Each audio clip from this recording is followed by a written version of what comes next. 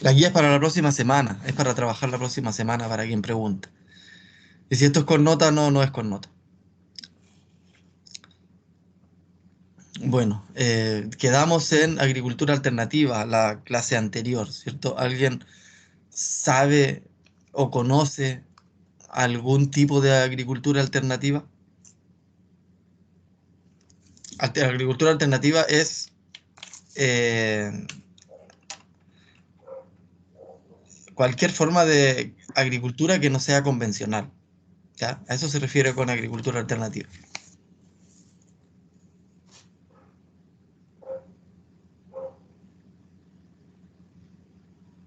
Profe, la orgánica, Ya, agricultura orgánica. ¿Qué podemos decir de la agricultura orgánica? que no se utilizan productos químicos para las plantas. Todo Ya. es como natural. Bueno, una cosa es que no se utilicen productos químicos y otra es que sea natural. Ya vamos a aclarar un poco los conceptos, ¿ya? La agricultura orgánica, ¿cierto? Es un sistema de certificación de mercado, ¿ya? La agricultura orgánica no es necesariamente sustentable. La agricultura orgánica es agricultura convencional con sustitución de insumos, ¿ya? Efectivamente, podemos utilizar insumos que no son de síntesis química o que sí lo son, pero tienen un origen orgánico, ¿ya? Ejemplo, rotenona. Ya la rotenona se encuentra en una planta, pero mata a todos los organismos que allí estén presentes, ¿cierto? Entonces, seguimos trabajando con monocultivos, ¿cierto? Seguimos trabajando con sistemas muy desequilibrados, pero en lugar de aplicar DDT, ¿cierto? Aplicamos rotenona, ¿ya? Eso es aceptable para la agricultura orgánica de certificación de mercado porque el sistema de certificación permite la rotenona, ¿cierto? Pero desde el punto de vista de la sustentabilidad y de la integración de la biodiversidad, no es recomendable aplicar rotenona, ¿cierto? Entonces ahí está la disyuntiva, ¿cierto? La agricultura orgánica, al fin y al cabo, sigue siendo agricultura convencional, ¿cierto? De hecho, en este juego de la sustitución de insumos, ya se metieron los grandes productores de agroinsumos, ¿cierto? Se hicieron parte de la reunión de la FAO en el 2018 para propender a un mundo más sustentable, ¿cierto? Y como les digo, la trampa está ahí. A ellos les conviene el tema de la agricultura orgánica porque ganan en certificaciones y además no van a perder, ¿cierto?, el gran negocio que implica aplicar insumos, porque la agricultura orgánica sigue siendo un sistema agrícola dependiente de agroinsumos, ¿ya? La diferencia es que estos agroinsumos ahora son más caros y puede que sean un poco más medioambientalmente amigables que los demás, ¿cierto? Puede ser que tengan menos límite de residuos, ¿cierto? Puede ser que sea menos tóxico, pero seguimos trabajando en un sistema eh, que no es sustentable eh, y que se va a seguir degradando en el tiempo, ¿cierto? Por lo tanto, la agricultura orgánica no es un sistema de agricultura alternativa aceptable o considerable de alguna u otra forma, porque como les digo, es lo mismo con otros insumos. ¿Mm? Así que eso es la agricultura orgánica. ¿Ya? De hecho, la certificación orgánica es carísima.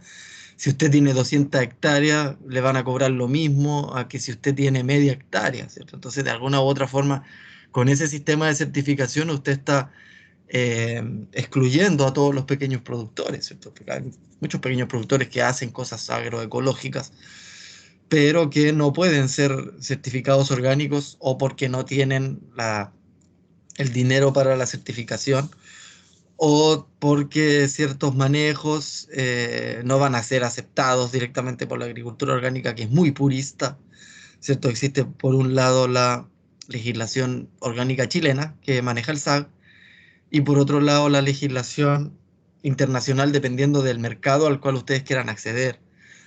Esto a ustedes les ofrece una ventaja respecto a que pueden cobrar por sus productos el famoso precio premio, que se llama por estar certificado, ¿cierto? Si usted está certificado orgánico va a poder vender al menos un 30% más caro que algo que no está certificado. Pero como les digo, eso es para que lo compren después algunas personas, algunas pocas personas que tienen el poder adquisitivo para adquirir este tipo de productos más caros, ¿cierto? Entonces, por un lado, la agricultura orgánica eh, está, ¿cierto?, generando alimentos sanos, pero para un público muy exclusivo que pueda pagarlo. O sea, ese es otro problema de la agricultura orgánica, que de alguna forma no es para liberar los pueblos o para mejorar la soberanía alimentaria de las poblaciones, de los grupos humanos, ¿cierto? Sino simplemente un sistema de producción de élite para la élite, ¿ya? Entonces ese es el tema de la agricultura orgánica y por eso no es sustentable. Recuerden que la sustentabilidad son tres dimensiones.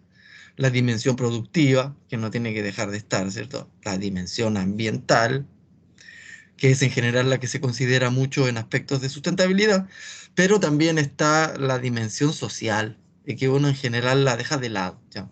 Profe, Mu- Ujú. ¿una agricultura alternativa sería la permacultura? Sí, ahí tenemos otra agricultura alternativa. La agricultura orgánica también es una forma de agricultura alternativa, pero justamente ahora las estamos criticando todas, ¿cierto? ¿Y por qué nos vamos a quedar con la agroecología? A eso vamos, ¿ya? Entonces, como les decía, la agricultura orgánica es un sistema de certificación de mercado eh, para la élite que pueda pagarlo, ¿cierto? No es sustentable, se sigue trabajando con sistemas desequilibrados basados en monocultivos y eso. Ya la permacultura es muy interesante la permacultura. Existe una rosa de la permacultura. Es tanto que ya ha permeado incluso al mundo científico. Ya hay papers, reviews respecto a la permacultura, bastante, como les digo, aceptada ya en los círculos científicos. La permacultura se habla mucho de ella también en agroecología. Bueno, la permacultura es un sistema de producción agrícola que es un poco más integral, ya respecto a que sus conductas van más allá de prácticas agrícolas. En general, la permacultura es como un estilo de vida. ¿M? Las personas que hacen permacultura construyen sus hábitats, ¿cierto? Sus casas con sistemas de construcción sustentable, ¿cierto? Con barro, con madera. Ellos son muy respetuosos de la naturaleza, de cómo ya está la naturaleza. Por ejemplo, si un permacultor quisiera poner un canal, ¿cierto? Una persona o cualquier ingeniero, ¿cierto? Trazaría un, un lugar donde sea una línea recta, ¿cierto? Eh, por donde no moleste, ¿cierto? Por los bordes. Por ahí vamos a pasar el agua por ese canal, ¿cierto? Pero un permacultor va a dejar correr el agua, se va a dar cuenta cómo el agua naturalmente fluye por el terreno y donde marcó el agua, ahí va a ser el canal, ¿cierto? eh, Donde, qué sé yo, llega más sol en la tarde o en la mañana, ahí es donde va a poner su casa. Entonces, observa mucho el entorno y se va acomodando al entorno para hacer una construcción o una transformación que se mantenga en el tiempo, que sea permanente en el tiempo. De ahí que viene la permacultura. Entonces ellos van a hacer la casa en este lugar porque saben que ahí no va a molestar ni al agua ni a los cultivos que quieren hacer, ¿cierto? Porque los cultivos los van a hacer, qué sé yo, al ladito de la casa o justamente donde pusieron la entrada de la casa, hay unos espacios al lado donde se puede hacer cultivo, ahí se cultiva, ¿cierto? Aquí les gusta hacer, qué sé yo, tipo de cultivos de en espiral, típico de sistemas permaculturales, hay un espiral típico, ¿cierto? Es como clásico de los permacultores esos espirales, ¿cierto? Les encantan esos espirales. eh, baños secos, ¿cierto? Casas, como les digo, hechas en base a bioconstrucción. Y un sistema permacultural es un sistema donde, como les digo, se vive, donde se envejece, donde se cría a los hijos, no es solo el lugar que nosotros vamos a producir alimento. Entonces, en ese sentido, es un poco más completo. Eh, es más, es una forma de cultura, ¿cierto? Los permacultores viven de esa forma, ¿da? Construyen sus espacios siempre buscando la permanencia en el tiempo de lo que están haciendo, ¿cierto? Entonces, es bastante sustentable esa forma de vivir, ¿cierto? Tienen bajos costos de energía exosomática, en general son muy respetuosos, como les decía, de la naturaleza, no utilizan agroquímicos tampoco, ¿cierto? Solo preparados como los típicos que se utilizan en la agricultura sustentable, qué sé yo, los humus, los compost, los violes, los bocachis, super magros. Eso con la permacultura. ¿Qué otro sistema conoce? Profesor, ¿y la agricultura mentalista? ¿La agricultura qué? Mentalista. Sabe que no le escucho. ¿Podría anotarlo, por favor, en el chat? No le escuché bien. Le escuché mentalista o ambientalista, pero no sé qué me estaba diciendo. Sí, así mismo, cultura mentalista. Escríbalo, por favor. De verdad que se le corta cuando habla, no le escucho. Le escuché fundamentalista ahora último. Mentalista. Ah, mentalista. La verdad es primera vez que lo escucho. Ahora, si usted nos cuenta qué es, yo le agradecería mucho. eh, Se basa como en ocupar las energías sutiles y en especial las mentales, como rezarle a las plantas o orarles o meditar con ellas. Ahí me jodió. Eso, Pero existe alguna cuantificación de que rezarles afecta positivamente a su productividad. en Escocia durante los 60 y los 70 se hizo un estudio y daba resultado. Dice aquí en ¿Y un libro eso que tengo. habrá sido debidamente publicado para que sea científicamente aceptado? Yo la primera vez que lo escucho, la Es verdad. que tengo un libro que se llama Manual de Agricultura Alternativa y ahí aparece junto a otras agriculturas. Ya, ¿y quién es el autor de ese manual? Eh, Le digo al tiro. Ya. Oh, no sé. No sé, aparecen muchas personas. Ya, pero un editor no aparece, el editor principal. Qué loco. Igual hay que... Jaime Alonso Quiseno Ya. Guzmán. Sí, como les digo, hay que tener mucho cuidado ya cuando uno ve este tipo de cosas. Hay que ser suficientemente críticos para poder considerar o no ciertas lecturas, ¿cierto? Como yo les decía la otra vez, o no sé si se los decía la otra vez, pero la importancia de la revisión entre pares, ¿m? De buscar cosas que estén científicamente avaladas. Porque sí, uno puede encontrar montones de cosas que están publicadas, escritas, e incluso hasta libros, pero puede decir cualquier cosa, ¿cierto? Ahí hay que tener cuidado. No porque algo esté escrito en un libro es considerable, ¿cierto? Eso también tenemos que ser muy críticos con eso. Ya, hay muchas cosas escritas, pero que mm, eh, dejan mucho que desear, ¿cierto? En todos los sentidos, ¿ya? Entonces, más cuando se hablan de este tipo de aspectos un poco más científicos. Estaría interesante darle vuelta a ese tema de la agricultura mentalista, pues yo no, no la conocía. Sí he escuchado, por ejemplo, algunas investigaciones donde hay personas que le ponen música a las plantas y las plantas reaccionan efectivamente, ¿cierto? Se les ha medido eh, las pulsaciones eléctricas, ¿es cierto? Y efectivamente las plantas eh, responden a tales estímulos, ¿ya?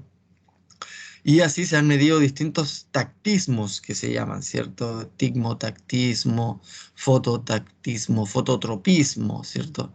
El tropismo es cuando las plantas se mueven hacia un lugar, ¿cierto? Fototropismo es si las plantas se mueven hacia la luz del sol.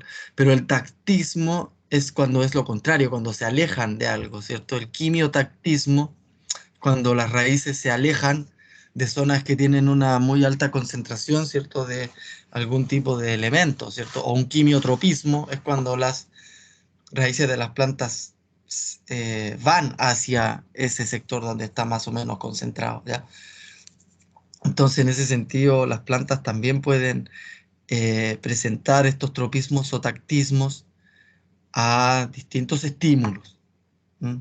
Pero, como les digo, estas cosas conviene medirlas a nivel de ciencia, a nivel de física molecular, biología molecular, porque si no puede ser cualquier cosa, ¿cierto? No se puede escuchar por ahí que, no sé, hay que, la agricultura biodinámica, ¿cierto? Que hay que revolver los fertilizantes bajo la luna llena, ¿cierto? Y hay uno que ha perdido, ¿cierto? A ver, ¿por qué? ¿Cierto? Se hacen esas cosas y que pueden o no ser consideradas por la ciencia o por el mundo científico, ¿cierto? Cualquier científico te diría, eso es una estupidez, ¿cierto? Pero no lo es, ¿cierto? Hay cosas que son creencias y cosas que se dan, aunque la ciencia no las logre explicar, ¿cierto? Eso también hay que hacerse cargo de eso, ¿cierto? En ese sentido es importante también el tema de la agricultura tradicional, que siempre fue muy negada por el tecnicismo científico, siendo que hoy en día se está recurriendo a esas técnicas. ¿Ya? La agroecología vuelve, ¿cierto?, a revalorizar todas las técnicas de la agricultura tradicional, que de alguna forma la agricultura eh, convencional dejó de lado o incluso hasta chabacanizó, por así decirlo, ¿cierto? Ridiculizó en su tiempo. ¿Ya? Todavía quedan estos personajes agrónomos que llegan al campo y se creen sabiondos y piensan que van a ir a enseñarle algo a un agricultor, ¿cierto? Todavía quedan esos personajes, ¿ya? Siendo que están completamente fuera, ¿cierto?, de contexto, porque ¿qué le puede ir a enseñar un agrónomo universitario, díganme ustedes, a un agricultor? Tal vez cosas de ciencia, tal vez a hacer una ecuación matemática, ¿cierto? Pero a él no le sirve eso. ¿Mm? Ahora van a haber cosas que él hace y que no van a tener sentido para un ingeniero, ¿cierto? Pero sin embargo, dentro de eso que él hace, hay un montón de años de desarrollo y de traspaso, ¿cierto?, de conocimiento que tal vez no ha sido medido, que tal vez no ha sido validado, y eso no quiere decir que eso no sea correcto. ¿Mm? Pero como les digo, en general, una persona que le gusta aprender, una persona que sabe que no lo sabe todo, cuando va al campo y se encuentra con un agricultor, no llega con esa actitud de yo lo sé todo, yo te voy a enseñar a ti, ¿cierto? Sino todo lo contrario, ¿cierto? Una persona que está buscando aprender va a llegar frente al agricultor, se va a parar frente a él de igual a igual y le va a decir, aquí somos personas de la agricultura, podemos conversar y podemos aprender mutuamente, ¿cierto? Porque eso es la actitud que corresponde frente a una persona que tiene mucho conocimiento práctico, ¿cierto? Eh, y que tal vez le faltó un poco de teoría, ¿ya? Pero a la hora de los que hubo, como se dice, lo que importa en realidad es el conocimiento práctico. Hay un dicho muy correcto para esto que les estoy diciendo, que se dice, cuando la teoría salió a flote, se ahogó por falta de práctica. Así que eso pasa. Entonces esa era la permacultura. La otra que les nombré es la agricultura eh, biodinámica. Ya la agricultura biodinámica tiene todo un contexto también, ¿cierto? La agricultura biodinámica viene de el famoso paquete eh, antroposófico, ¿cierto? Que traían unos alemanes, ya específicamente Rudolf Steiner, ya, y también Hahnemann, que son como el creador de la homeopatía, ¿ya? Estas cosas vienen todas de lo mismo, ¿ah? La escuela Waldorf o la educación Waldorf, la homeopatía y la agricultura biodinámica son parte de la misma filosofía o antroposofía, ¿cierto? Filosofía del hombre que le llamaba este Rudolf Steiner, ¿cierto? Él convocaba, ¿cierto?, a que los seres humanos teníamos que pasar al otro nivel de existencia, ¿cierto? Donde nos lográramos conectar con la naturaleza, con el cosmos, ser parte de ello y vivir, ¿cierto?, de acuerdo a las posibilidades de la naturaleza, la observación del cosmos y todo lo que podamos obtener desde allí como información, ¿cierto? Ustedes algo ubican la medicina homeopática, ¿cierto? Se utiliza mucho eso también para tratar las plantas, ¿cierto?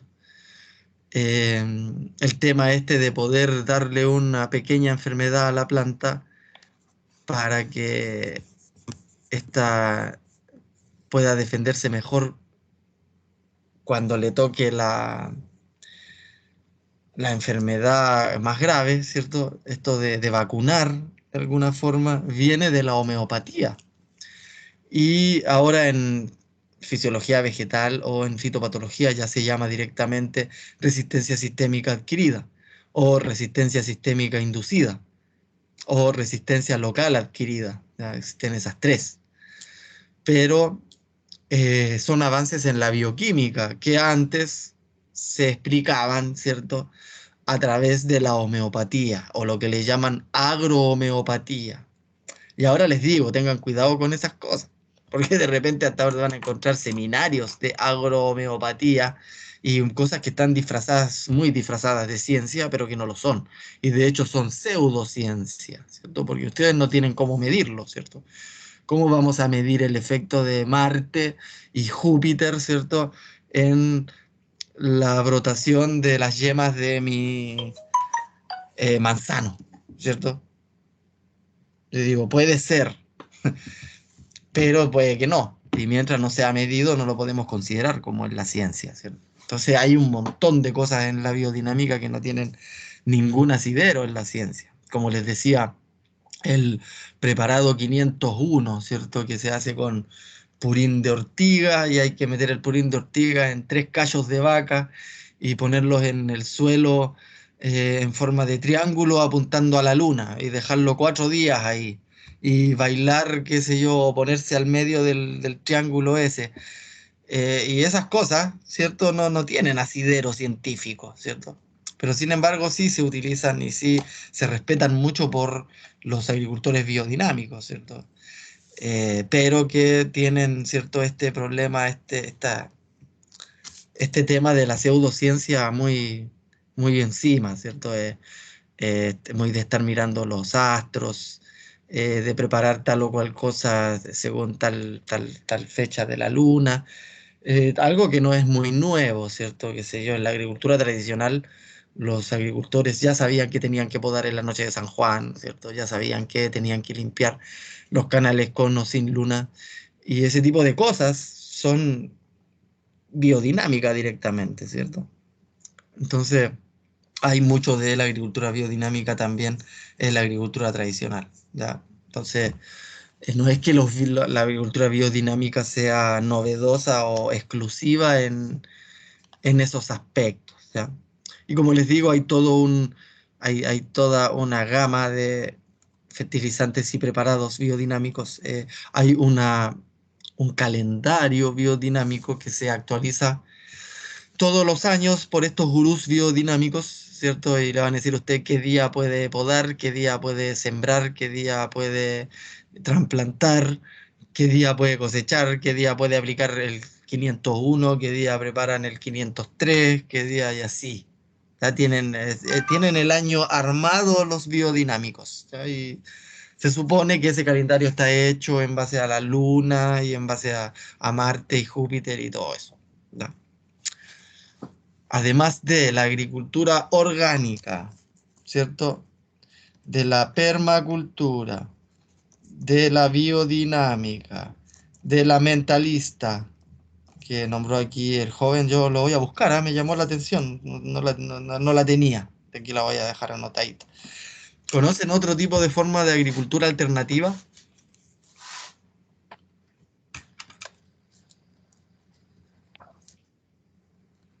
Generativa.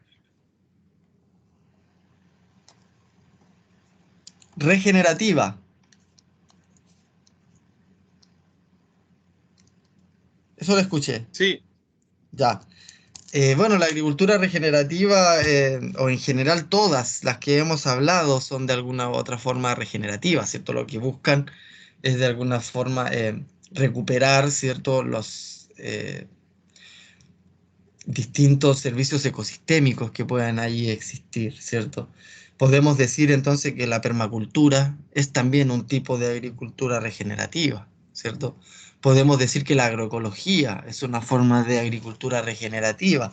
Creo que hasta cierto nivel podemos decir que la biodinámica también es regenerativa, ¿cierto? En el sentido de volver a regenerar los procesos ecológicos que sostienen la productividad del agroecosistema, ¿cierto? Que exista ciclo de nutrientes, ¿cierto? Que exista ciclo energético, flujo de nutrientes, que exista eh, permeabilidad del agua, ¿cierto? Capacidad de retención de agua. A eso se refiere con agricultura regenerativa, ¿cierto? Cualquier forma de agricultura que permita restablecer la salud ecológica, ¿ya? De un agroecosistema.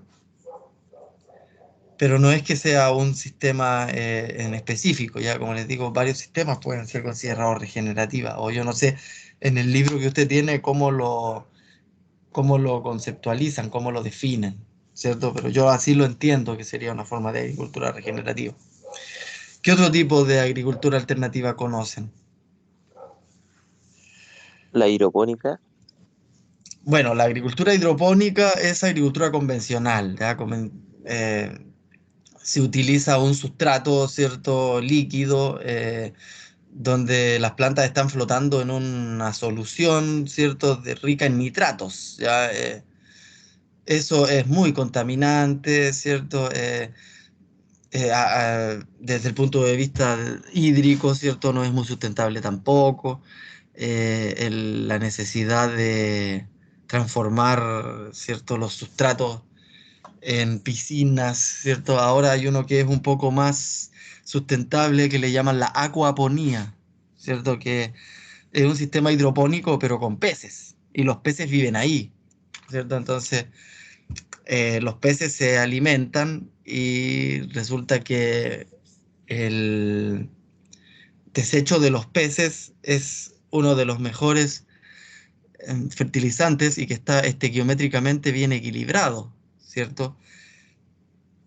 Entonces, eh, las plantas se alimentan de ahí, de esa solución rica en desechos de peces, que como les digo, por alguna razón se da, pero muy bien, en el sentido de que no hay muchas fluctuaciones ni de pH ni de concentraciones en los nutrientes. Cuando me refiero a estequiométricamente equilibrado, quiere decir que las proporciones, la razón proporcional entre un elemento y otro es la correcta para la nutrición vegetal.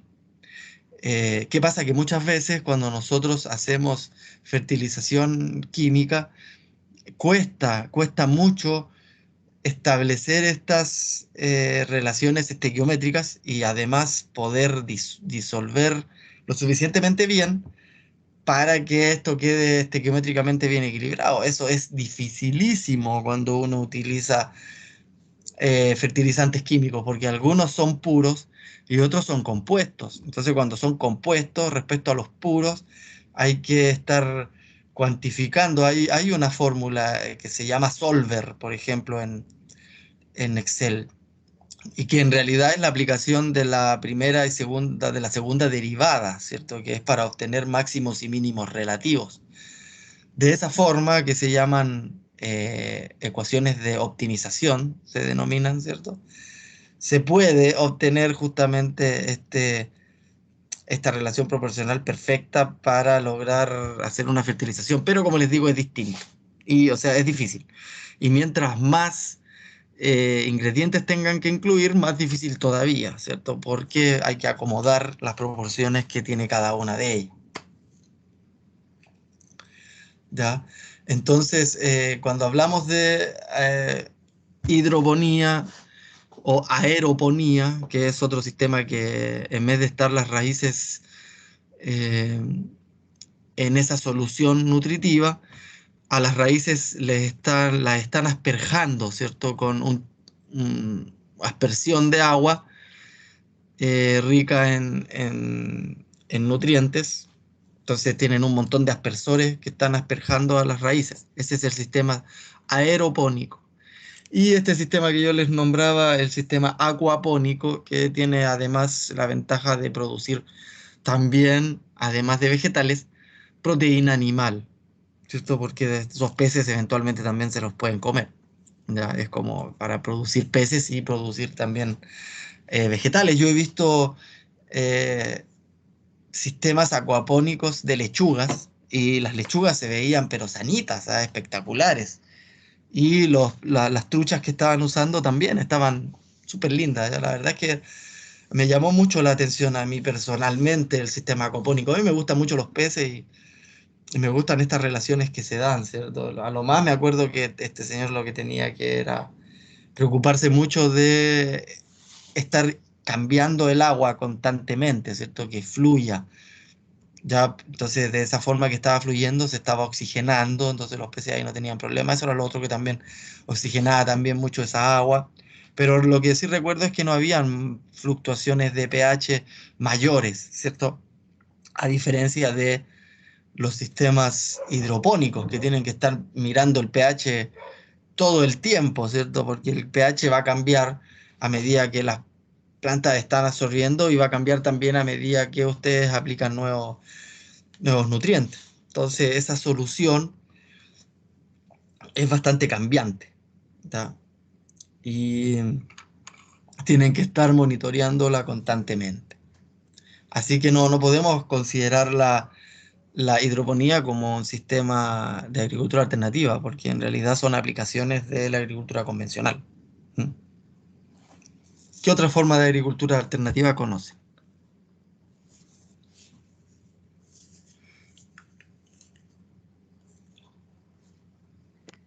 La agricultura natural, profe. La agricultura natural, me alegra mucho que la nombre, ¿cierto? La agricultura natural viene de un japonés que se llama Masanobu Fukuoka. Ya, no, Masanobu, perdón, Masanobu Fukuoka. Este señor era un científico, él es ingeniero agrónomo de una universidad en Japón. Él trabajó en las áreas de la edafología, trabajó también en fitopatología, trabajó mucho también en bioquímica. Ya un capo este caballero. Y en ese entonces, en ese departamento de la Universidad de Japón, él con un grupo de investigación estaban investigando la eficiencia del cultivo de arroz. Piensen ustedes que en Japón es todo arroz, ¿cierto? O sea, prácticamente en Asia. Y el arroz lo cultivan de esta forma inundada, ¿cierto? Que es, hasta ese entonces, era la forma más eficiente de producir más arroz. Pero ustedes saben que esa forma no es muy sustentable tampoco, que digamos, ¿cierto? Por la generación de metano, el tema de la huella hídrica, eh, la erosión de los suelos. La verdad es que es un desastre para el ecosistema el cultivo de arroz inundado. Pero para ese entonces, en las investigaciones que él estaba llevando a cabo y de las cuales él era parte, trabajando en monocultivo, no existía otra forma, ¿cierto?, de producir arroz más eficiente que esa. Hasta que un día este señor iba caminando desde la universidad a su casa, saliendo de un turno, ¿cierto? Y se le cruza una brizna de paja. ¿Ya? Es como cuando la típica película esta de western, ¿cierto? Y de repente pasa el viento con una pelota así como de paja. A eso se refería con una brizna de paja, ¿cierto? Una pelota de paja que se mueve con el viento. Resulta que pasa con el viento una brizna de paja y queda en una esquina de un sitio eriazo, ¿cierto? Un lugar que estaba así sin construcción. Y justamente ustedes saben, ahí es donde se juntan los remolinos, ¿cierto? De aire. Entonces ahí llegó la brizna de paja. Y este japonés se acercó a la brizna de paja porque vio unas plantas que habían ahí, ¿cierto? Y entre medio de esas plantas que habían ahí, que habían, qué sé yo, malezas, lo que diría cualquier persona, ¿cierto? Diría, no, ahí hay un montón de malezas en esa parte. Y entre medio de esas malezas había una planta de arroz. ¿Qué fue lo increíble aquí?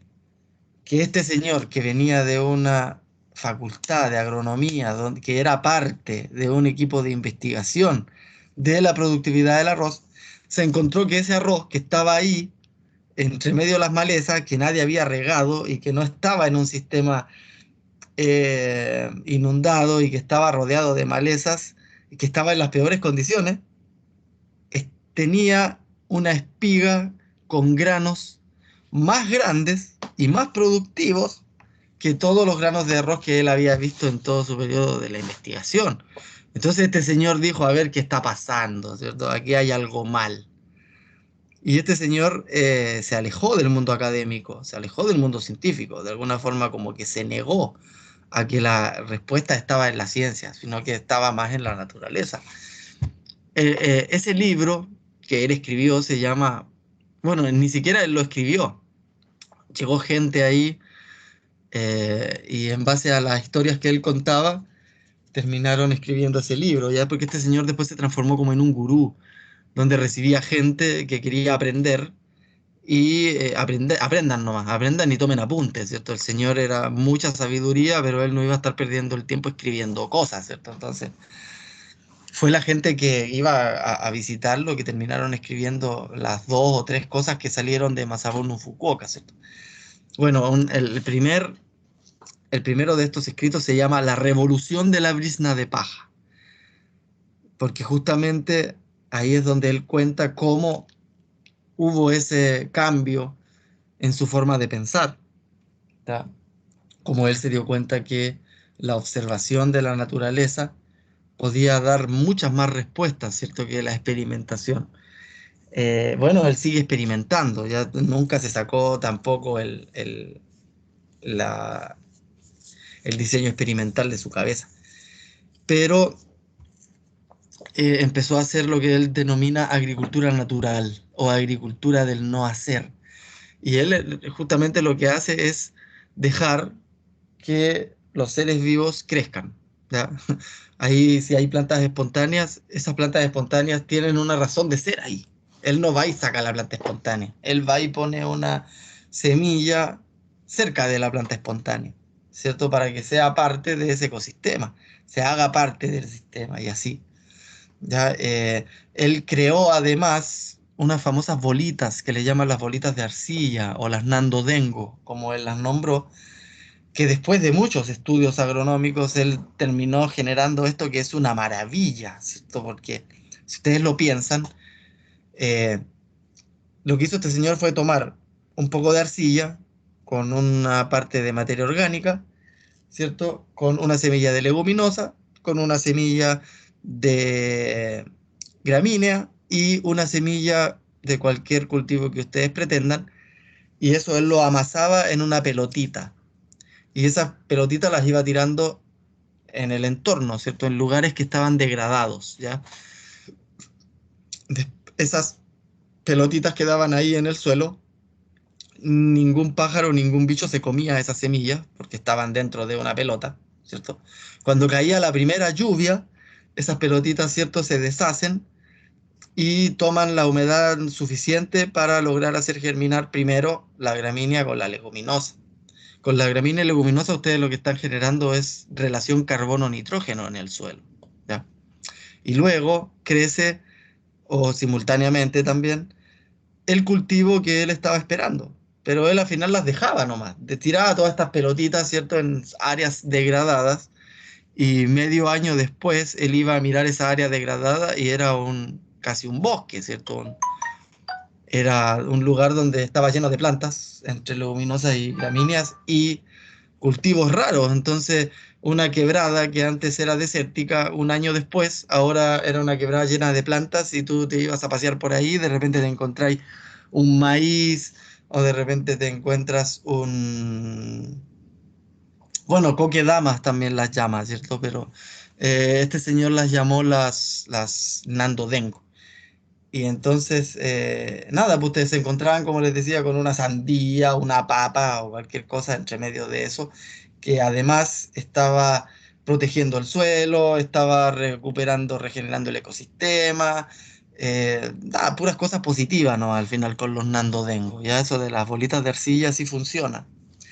Y lo creó este señor, ¿cierto? Entonces este señor después se fue, él abandonó la universidad y se fue a hacer agricultura, se fue a crear arroz sin un sistema de inundación, y logró obtener rendimientos superiores a los sistemas de inundación. ¿Ya? Ese es el gran logro de Masabu Fukuoka, porque el tipo, claro, abandonó la universidad y se fue a hacerlo, pero lo logró. Ese es el tema. Eso fue el final, el gran logro de él. Muchos se van y no hacen nada, ¿cierto? Hay muchos que niegan la universidad, niegan la ciencia, pero después se van a hacer nada, ¿cierto? Ahí ya no sirve de nada. Pero si tú vas, te niegas, pero vas y lo haces bien, entonces ahí está el aporte, ¿cierto? Entonces este señor, como les decía, se transformó en un gurú, y este señor recibía gente y la gente iba a aprender.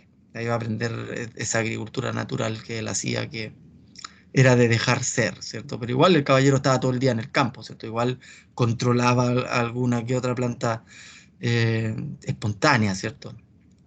Y él igual había mucho trabajo, siempre indicaba que la agricultura natural incluso llevaba hasta más trabajo que la agricultura eh, convencional, ¿cierto? Pero esa es la famosa agricultura natural de Masabu Fukuoka. ¿Qué otro tipo de agricultura alternativa ustedes conocen? La agricultura de precisión Agricultura de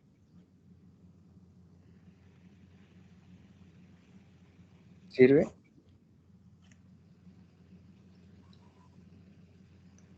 Y hable nomás con toda confianza. La agricultura de precisión.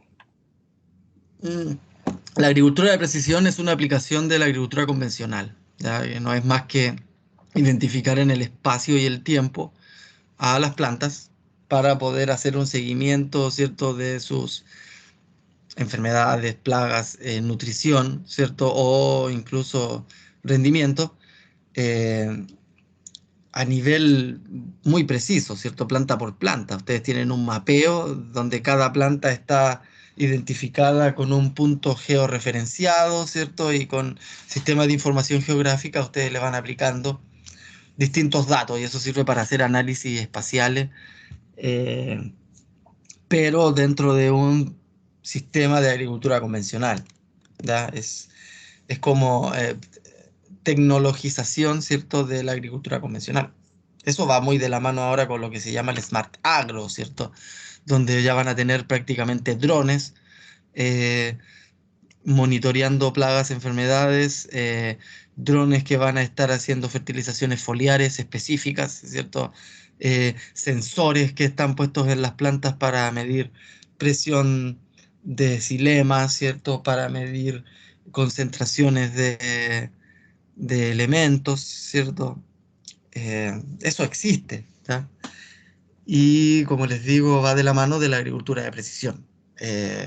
Va ahora todo tecnologizado, ¿cierto? Con sistemas en tiempo real de información, de envío de datos, ¿cierto? Para hacer distintos análisis. ¿Qué otro tipo de agricultura alternativa conocen? De biodiversidad, Se llama así, agricultura de biodiversidad. sí. ¿Ya, y a qué se refiere con eso? em, mm, de poner gran cantidad de cultivos y dar más fertilidad al suelo y más actividad microbiana, de microbios. Y bueno, Y sin el uso de agroquímicos. es que esa es la base de la agroecología, ¿cierto? En el sentido de que hay que hacer un rediseño predial basado en la interacción de su biodiversidad. Porque justamente, como usted dice, es esa biodiversidad la que otorga actividad microbiológica y por ende la actividad microbiológica es la que otorga fertilidad al suelo. Justamente la agroecología es la que a usted lo convoca a romper el monocultivo, ¿cierto? Entonces, si usted me dice agricultura de biodiversidad, es lo que yo comprendo como agroecología. Y es ahí donde tenemos que llegar, ¿cierto? ¿Por qué les mostraba todas estas formas? Porque no necesariamente todas las formas de agricultura alternativa son sustentables, ¿cierto? Descartamos la agricultura orgánica como sistema sustentable, ¿cierto? Un sistema permacultural sí puede llegar a ser, pero si es que todos quisiéramos ir a vivirnos al cerro como hippies, ¿cierto? Pero para la gente que vive en la ciudad y se quiere mantener en el centro del edificio, en el penthouse de Nueva York, ¿cierto? No le sirve la permacultura, ¿cierto? No va a ser sustentable para ellos. Ya me refiero a eso, ¿cierto? La biodinámica tiene que ver un poco con lo mismo, ¿cierto? Es como también un paquete completo, ¿cierto? No es que podamos hacer solo agricultura biodinámica, sino que también tenemos que tomar el paquete antroposófico completo, ¿cierto? Y transformar nuestra forma de vida, ¿cierto? Que muchas veces se acusó de a los biodinámicos que eran medios nazis, ¿cierto? Porque de ahí como que también viene toda esta idea de alemanes que viven distinto al resto y que por ende van a tomar o van a asumir, ¿cierto? Algún tipo de superioridad moral respecto al resto, ¿cierto? Porque eso también se da un montón en muchas corrientes progresistas, ¿cierto? Gente que piensa que porque piensa distinto al resto son mejores que el resto, ¿cierto? Esa superioridad moral se asume muchas veces en este tipo de actividades, ¿cierto? Entonces vienen los biodinámicos a decir que los agricultores convencionales son un poco menos tontos o son psicópatas, ¿cierto? Y no es así, ¿cierto? Tenemos que ser un poco también claros en esas cosas, ¿cierto? Ninguno es mejor que otro, ¿cierto? Ya, no es que el Profe, vegano sea mejor al que come carne, ¿cierto? Por más que así lo asuma el vegano, ¿cierto? No es así. Tienen que tener cuidado con esa superioridad moral que muchas veces otorgan ciertos movimientos, corrientes progresistas o posmodernas que llaman ahora, ¿cierto? Como les digo siempre, es nadie superior a nadie, ¿cierto? En ese sentido. Por eso les decía, muchas veces los biodinámicos fueron considerados nazis por eso, ¿cierto? Por creerse mejor que el resto. ¿Ya? No hay que caer en eso. Cada quien con la suya y con sus propias creencias, pero no por eso el resto van a ser unos trogloditas, ¿cierto? No, no es así. ¿Ya? Puede ser que uno esté más iluminado que el resto, pero eso es para uno nomás. ¿Ya? Yo se los dejo como consejo, porque muchas veces eso ocurre. Entonces, Eh, todo esto que yo les nombraba son formas de agricultura mucho más sustentables que la convencional, ¿cierto? Pero no necesariamente son todas tan aplicables como si lo son los sistemas agroecológicos, ¿ya? Lo otro que muchos de estos otros sistemas de agricultura alternativa son muy pseudocientíficos, mientras que el sistema agroecológico se basa en la ciencia, ¿cierto? La agroecología son bases científicas para la agricultura sustentable. Y en ese sentido, entonces, se van a poder tomar en cuenta o considerar solo aspectos y teorías que están bien evidenciadas a nivel científico, porque si no, no nos van a servir de mucho. En ese sentido, la agroecología se basa en todos estos conocimientos ecosistémicos respecto a la interacción de la biodiversidad y de su biodiversidad como generadora de eh, servicios ecosistémicos. ¿Ya? Entonces, el llamado o la verdadera agricultura alternativa o la realmente sustentable termina siendo al final la agroecología, porque además también se puede aplicar tanto en grandes extensiones como en pequeñas extensiones. Tampoco obliga a que todos sean agricultores, ¿cierto? Ni obliga a que todos vivamos en casas con barro, ¿cierto? Sino que simplemente toma agroecosistemas y los rediseña para hacerlos más sustentables, más productivos y además que generen servicios ecosistémicos para la humanidad en general. ¿Mm? Entonces, la Profe, agroecología, dígame. una agricultura alternativa igual es esa agricultura que se hace en los bosques, es que no recuerdo el nombre. Sí, eso es agroforestería que se llama, que también es una forma de agricultura alternativa, o sea, de agroecología. ¿Por qué? Porque ustedes dicen que si va a diseñar el ambiente, tiene que considerar cierta biodiversidad planeada, biodiversidad asociada y biodiversidad circundante, ¿cierto? Muchas veces si nosotros tenemos biodiversidad circundante, bosques que están unidos, ¿cierto?, a biodiversidad asociada como corredores biológicos dentro del campo, ¿cierto? Entonces, estamos hablando de un sistema agroforesteril, ¿cierto? Y un sistema agroforesteril es un diseño agroecológico. Así que efectivamente, o sea, mientras más podamos nosotros jugar con las distintas estratas, ¿cierto? Nosotros tenemos en un ecosistema ahí estrata herbácea, estrata arbustiva y estrata arbórea. Nosotros podemos generar algo parecido también en un agroecosistema. De hecho, en el set de Yumbel hay un cultivo donde tienen en la estrata herbácea frutillas, en la estrata arbustiva tienen arándanos y sobre los arándanos hay carozos que estarían en la estrata arbórea. Entonces ahí tienen un policultivo en un solo espacio. Y no crean que no les llegaba sol a los arándanos o que no maduraban las frutillas abajo de los arándanos. No, nada, estaba todo funcionando perfecto. ¿Mm? Entonces ese es el tema de también la agroecología, romper con el monocultivo, justamente porque dentro de la interacción de la biodiversidad donde se generan estos factores. ¿Ya? Ya, déjenme que voy a eliminar, detener la grabación.